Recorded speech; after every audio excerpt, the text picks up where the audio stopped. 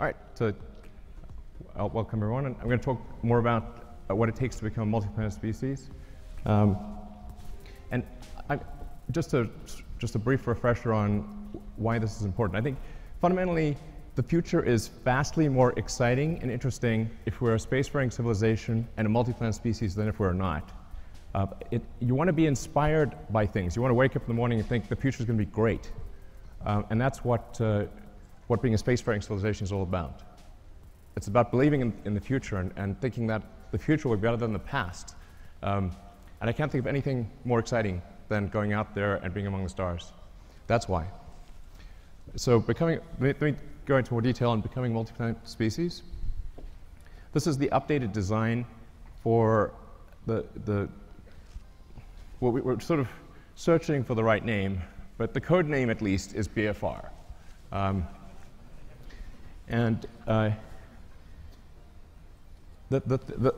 Probably the most important thing that I want to convey in this presentation is that I think we have figured out how to pay for it. This is very important.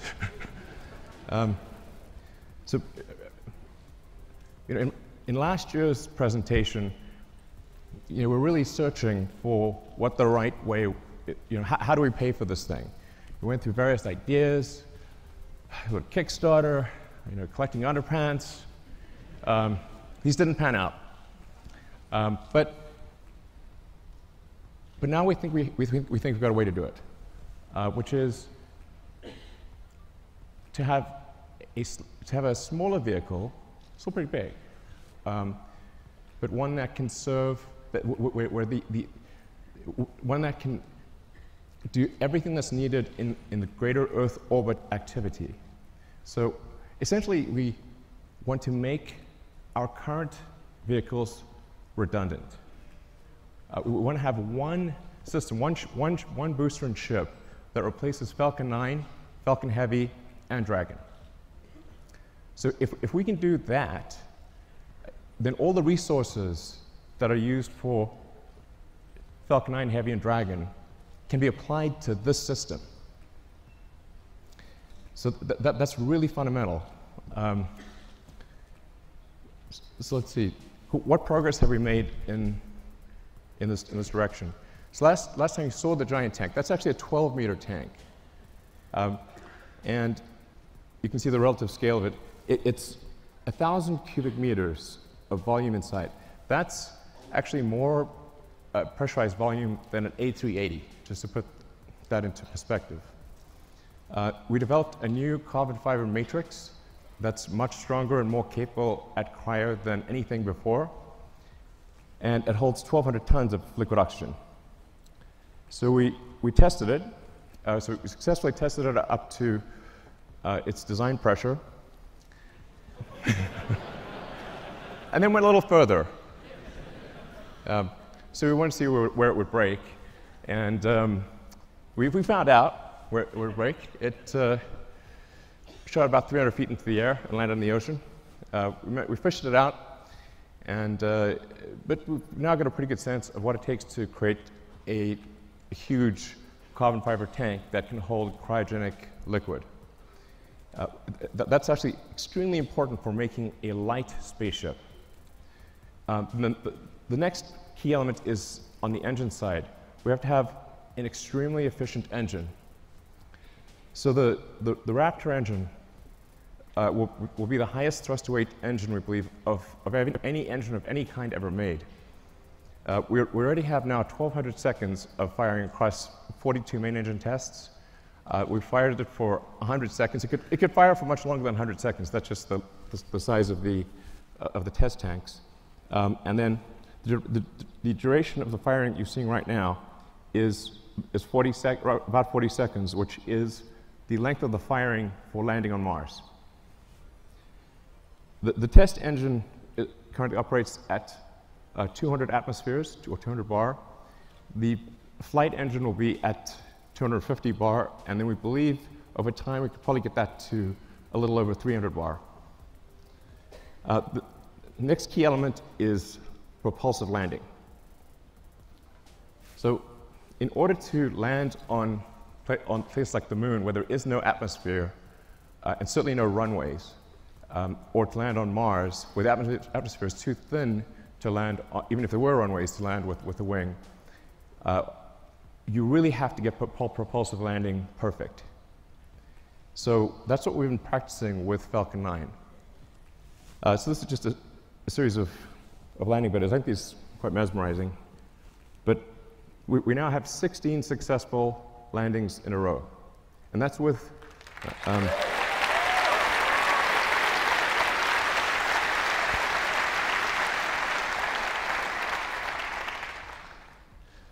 so it's 16 in a row, and that's with really without any redundancy.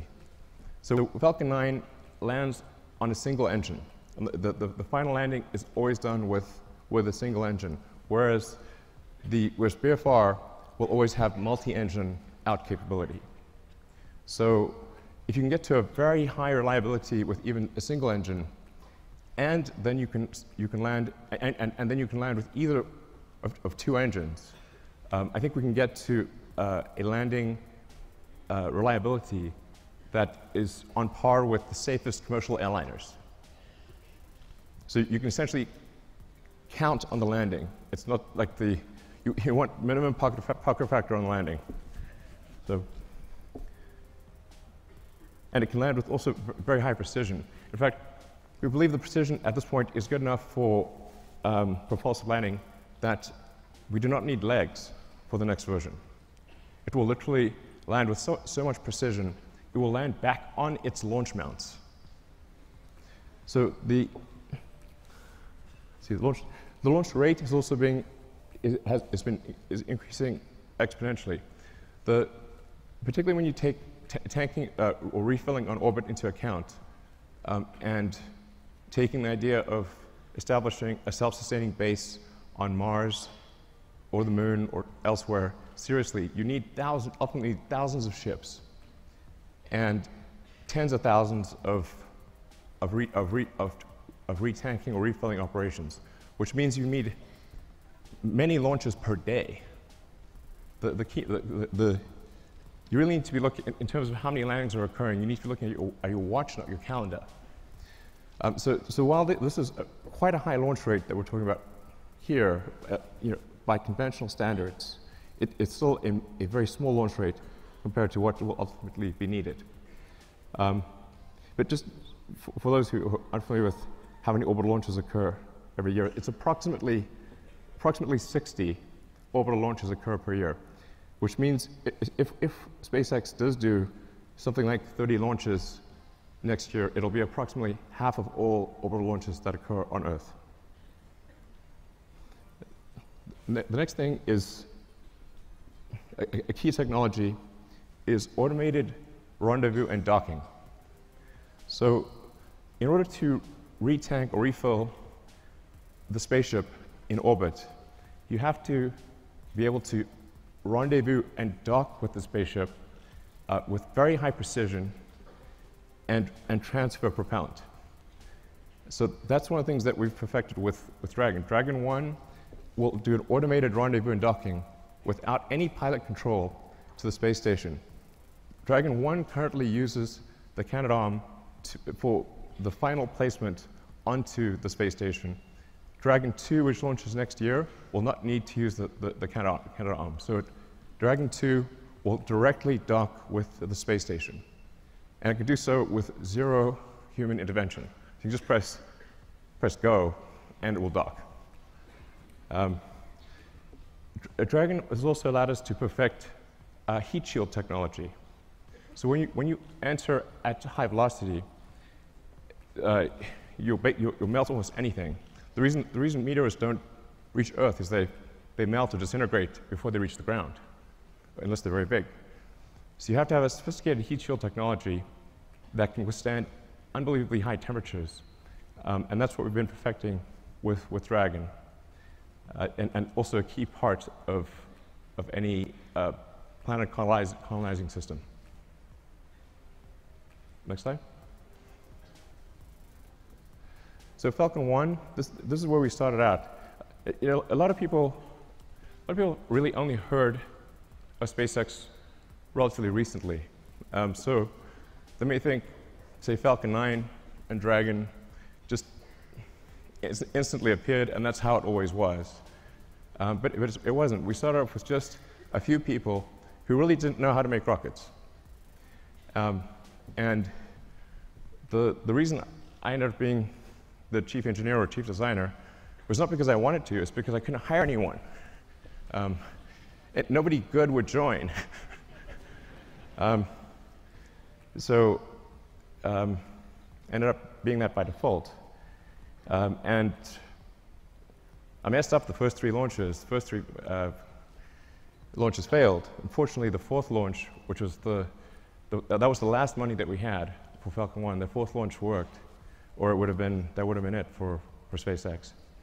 But fate liked us that day. So the fourth launch worked. And it's interesting, today is the 9th anniversary of that launch. So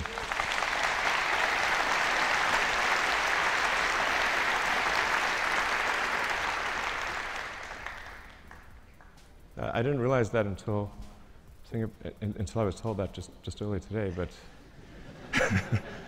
it's a very emotional day, actually. But Falcon 1 was quite a small rocket. When we're doing Falcon 1, we're really trying to figure out what is the smallest useful payload that we could get to orbit. I thought, okay, something around half a ton to orbit would be able to launch, that can launch a decent-sized small satellite to low Earth orbit, and that's why we sized Falcon 1. But it's really quite small compared to Falcon 9. So Falcon 9, particularly when you factor in payload, Falcon 9 is many times more, it's sort of on the order of 30 times more payload than Falcon 1. And Falcon 9 has reuse of the primary booster, which is the most expensive part of the rocket, and hopefully soon reuse of the fairing, the big nose cone at the front. So we think we can probably get to something like somewhere between 70 and 80% reusability with the Falcon 9 system.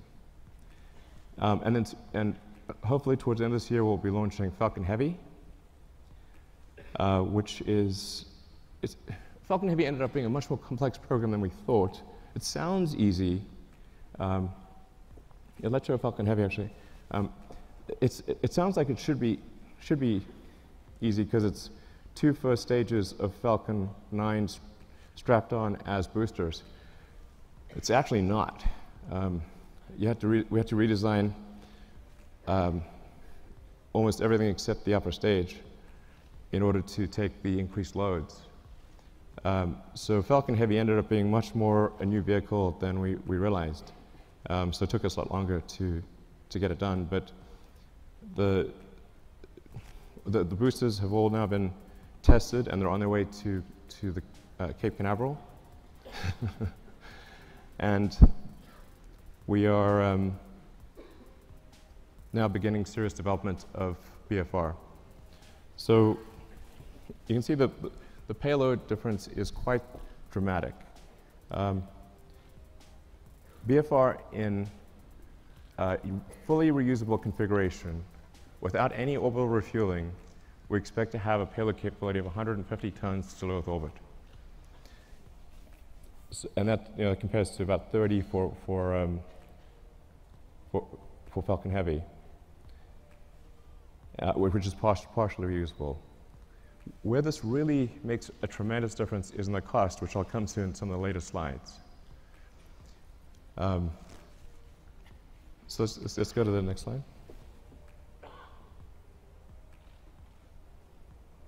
And by the way, so with BFR, you can get a sense of scale by looking at the tiny person there. It's really quite a big vehicle. Main body diameter is about 9 meters or 30 feet. And it consists of the booster is lifted by 31 Raptor engines that produce a thrust of about 5,400 tons, lifting a 4,400-ton vehicle straight up.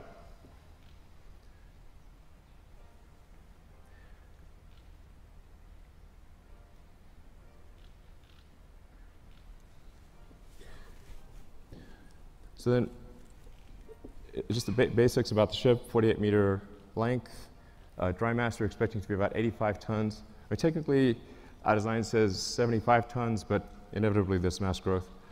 And that ship will contain 1,100 tons of propellant with a design of an ascent design of 150 tons and a return mass of 50. So you can think of this as essentially combining the upper stage of the rocket with Dragon. It's like your Falcon 9 upper stage and Dragon were combined. So I'll go into each of these items in detail, but you've got obviously the engine section on the rear, the propellant tanks in the middle, and then a large payload bay in the front. And that payload bay is actually 8 stories tall. In fact, you can fit a whole stack of Falcon 1 rockets in the payload bay. Compared to the design I showed last time, you'll see that there is a small delta wing at the back of the rocket. The reason for that is in order to expand the mission envelope of the BFR spaceship. Depending on whether you're landing or you're entering a planet or a moon that has no atmosphere, a thin atmosphere, or a dense atmosphere, and depending on whether you're re-entering with no payload in the front, a small payload, or a heavy payload, you have to balance the rocket out as it's coming in. And so the delta wing at the back, which also includes a split flap for pitch and roll control, allows us to control the pitch angle despite having a wide range of payloads in the nose and a wide range of atmospheric densities. So we tried to avoid having the delta wing, but it was necessary in order to generalize the capability of the spaceship such that it could land anywhere in the solar system. So let's look at a couple of things in detail.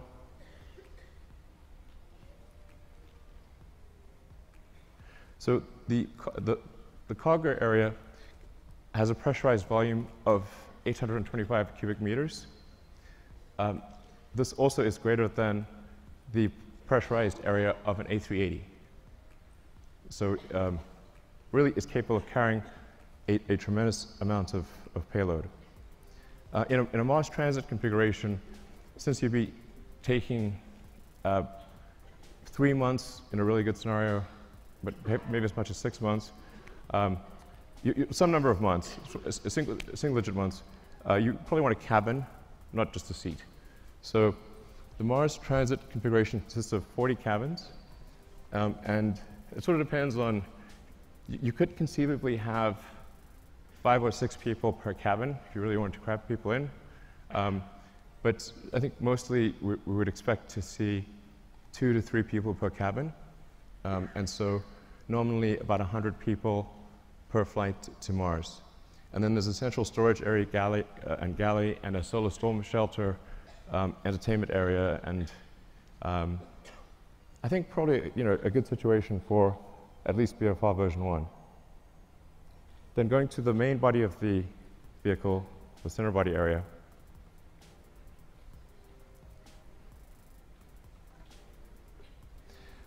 This is where the propellant is located.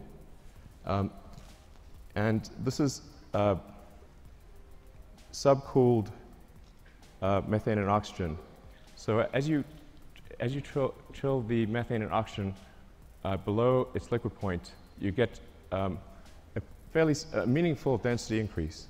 You get on the order of 10 to 12% density increase, which makes quite a big difference for the propellant load. So we're expecting it to carry 240 tons of CH4 and 860 tons of oxygen. In the fuel tank are header tanks. So when you come in for a landing, your orientation may change quite significantly, so you can't have the propellant just sloshing around all over in the main tanks. You have to have the header tanks that can feed the main engines with precision. So that's what you see immersed in the fuel tank. Then the engine section.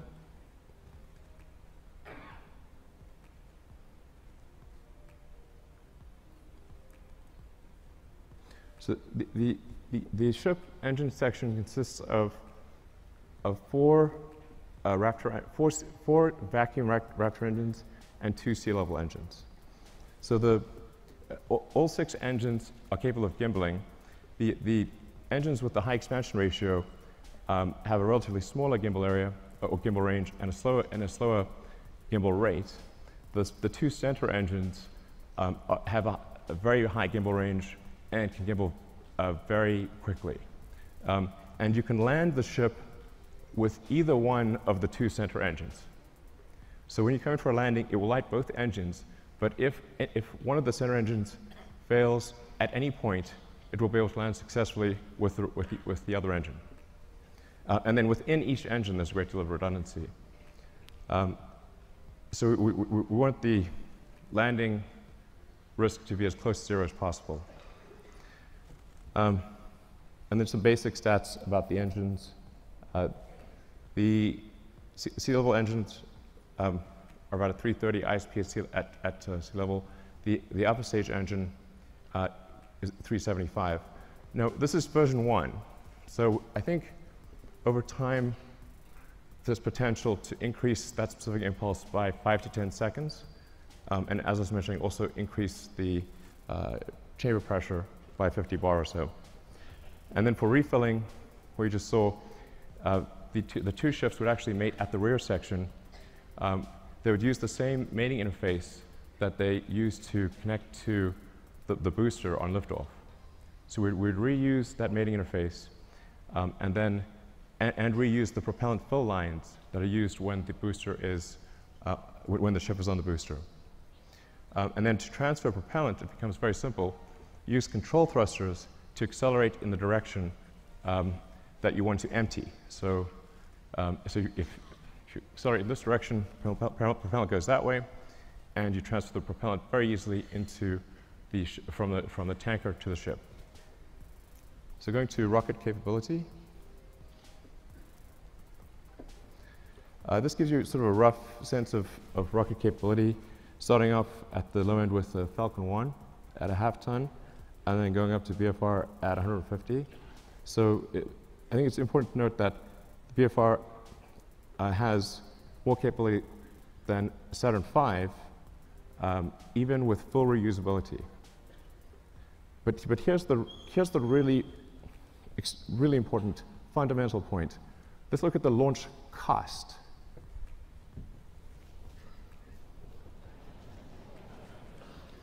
The order reverses.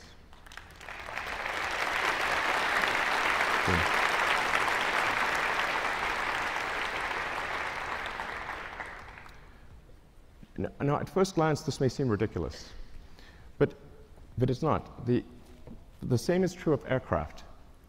If you bought, say, a small single-engine turboprop aircraft, that would be $1.5 to $2 million. To charter a 747 from California to Australia is $500,000, there and back. The single-engine turboprop can't even get to Australia. So a fully reusable system, a fully reusable giant aircraft like a 747 costs a third as much as an expendable tiny aircraft. In one case, you have to build an entire aircraft. In the other case, you just have to refuel something. So it's really crazy that we build these sophisticated rockets and then crash them every time we fly. This is mad.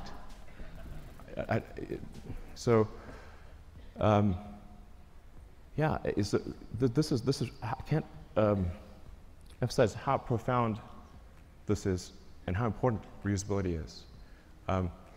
And often I'll be told, but you could get more payload if you made it expendable. And so yes, you could also get more payload from an aircraft if you got rid of the landing gear and the flaps and just parachute it out when you got to your destination. But that would be crazy, and you would sell 0 aircraft.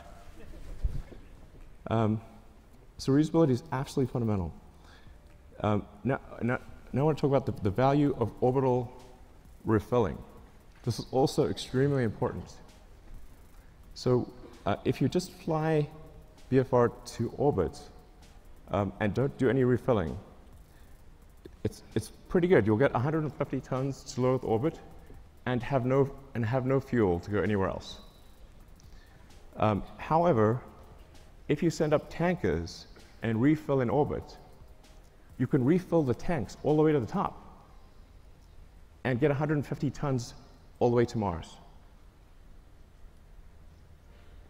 And if the tanker has high reuse capability, then you're just paying for the cost of propellant. And the cost of oxygen is extremely low, and the cost of methane is extremely low. So if that's all you're dealing with, the cost of refilling your spaceship on orbit is tiny, and you can get 150 tons all the way to Mars.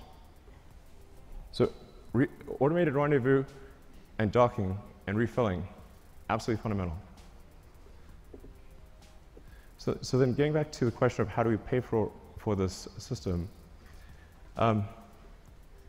this is really, as I said, quite a profound, I wouldn't call it a breakthrough, but realization that if we can build a system that cannibalizes our own products, makes our own products redundant, then all of the resources, which are quite enormous, that are used for Falcon 9 Heavy and Dragon, can be applied to one system. Some of our customers are conservative, and they want to see BFR fly several times before they're comfortable launching on it. So what we plan to do is to build ahead and have a stock of Falcon 9 and Dragon vehicles, so that customers can be comfortable if they want to use the old rocket, the old spacecraft, they can do that, because we'll have a bunch in stock. But all of our resources will then turn towards building BFR. And we believe that we can do this with the revenue that we receive for launching satellites and for servicing the space station. So going to the satellites portion, the size of this being a 9-meter diameter vehicle is a huge enabler for new satellites. We can actually send something that is almost 9 meters in diameter to orbit. So for example, if you want to do a new Hubble, you could send a mirror that has 10 times the surface area of the current Hubble as a single unit. It doesn't have to unfold or anything. And or you can send a large number of small satellites. You can do whatever you like. You can actually also go around and, if you wanted to collect old satellites or clean up space debris, you can just use the sort of chomper over there and go around and collect satellites or collect space debris if you want. So that may be something we have to do in the future. But that fairing would open up and retract and come back down. So it enables launching of Earth satellites that are significantly larger than anything we've done before, or significantly more satellites at a time than anything that's been done before. It's also intended to be able to service the space station.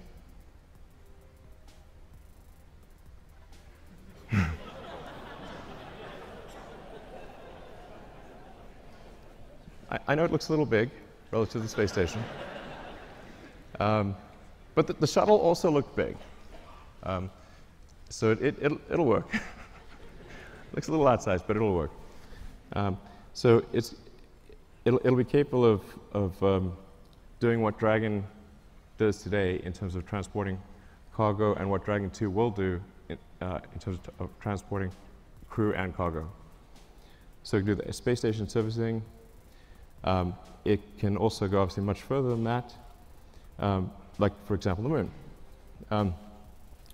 Based on the calculations we've done, we can actually do lunar surface missions with no propellant production on the surface of the moon. So if we do a high elliptic parking orbit for the ship and retank in a high elliptic orbit, we can go all the way to the moon and back with no local propellant production on the moon. So I think that would enable the creation of moon base alpha, or some sort of lunar base. Yeah,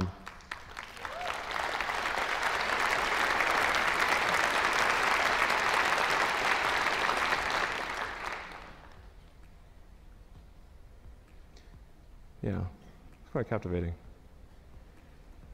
So you can also see, for example, how do you transfer cargo from the cargo bay down to the ground is a crane. It's not very complicated.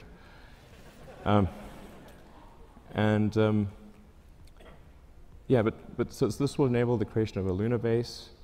And it's 2017. I mean, we should have a lunar base by now. What the hell's going on?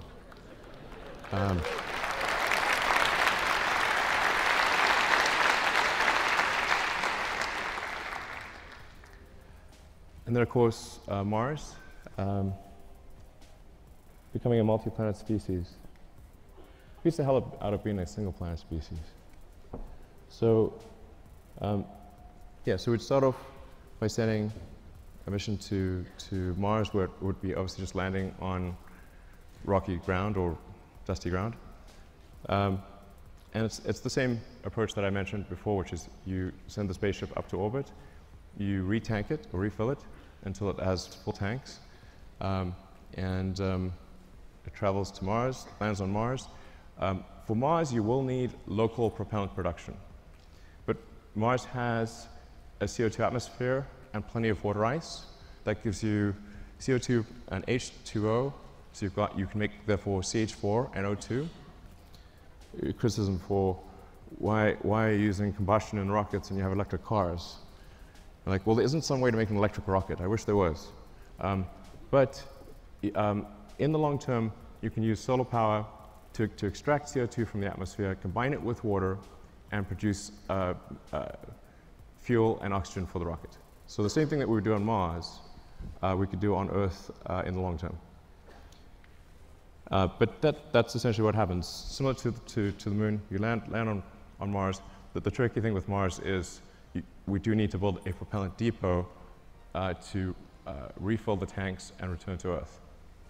But because Mars has lower gravity than Earth, you do not need a booster. So you can go all the way from the surface of Mars to the surface of Earth just using the ship. Albeit you need to go to a max payload number of about 20 to 50 tons for the return journey to work. But it's a single stage all the way back to Earth. And I'll show you so this is the true physics simulation.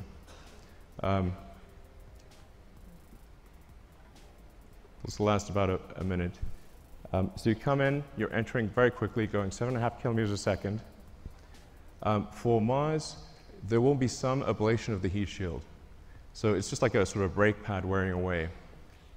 It is a multi-use heat shield, but unlike for Earth operations, it's coming in hot enough that you will see some wear of the heat shield.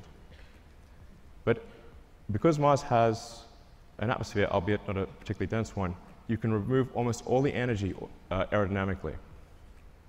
And we've proven out supersonic retropropulsion many times with Falcon 9, so we feel very comfortable about that. This is because it's sort of, you can see it's sort of a mesh system. It's not meant to be sort of particularly pretty because it's just trying to simulate the physics of it. But the size of the cone gives you a rough approximation for how much thrust the engines are producing.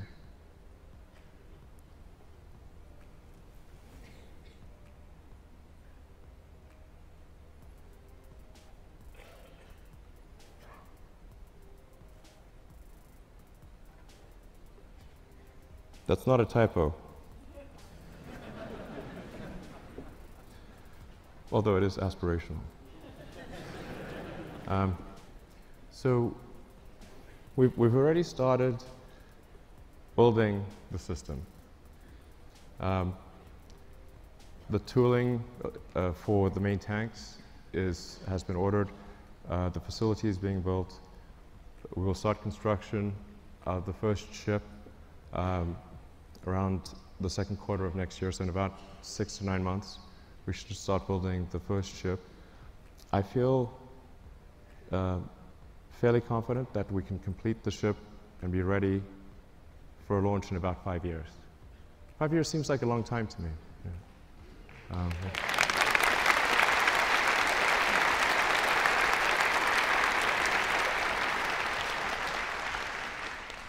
And the area under the curve of resources over that period of time should enable this time frame to be met. But if not this time frame, I think pretty soon thereafter. But that's our goal, is to try to make the 2022 Mars rendezvous. The Earth-Mars synchronization happens roughly every 2 years. So every 2 years, there's an opportunity for to fly to Mars. So then in 2024, we want to try to fly 4 ships, 2 of which would be crewed, and 2 of which, two cargo and two crew.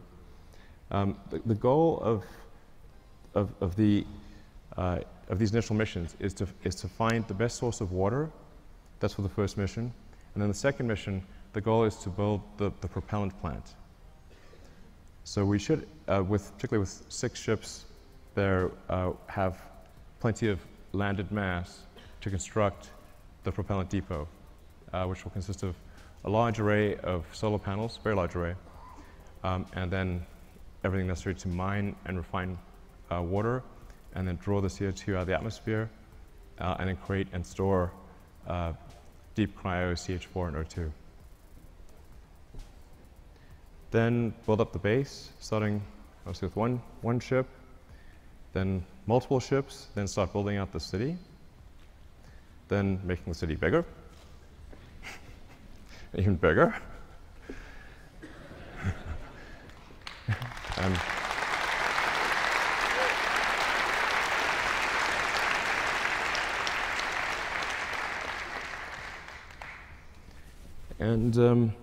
Yeah, and over time, terraforming Mars and making it really a nice place to be. You can do it, Elon. Thanks. Give me a.